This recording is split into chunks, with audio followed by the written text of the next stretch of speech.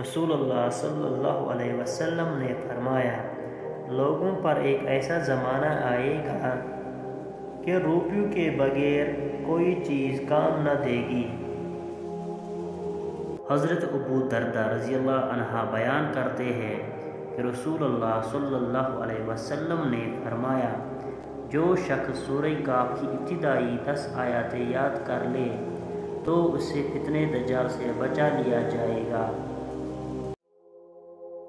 رسول اللہ صلی اللہ علیہ وسلم نے فرمایا، جو شخص سلام کرنے سے پہلے گفتگو شروع کر دے اس کی بات کا جواب نہ دو۔ رسول اللہ صلی اللہ علیہ وسلم نے فرمایا، جس نے فجر پڑھی وہ اللہ کی پناہ میں ہے، تو تم اللہ کی پناہ ہاتھ سے جانے نہ دو۔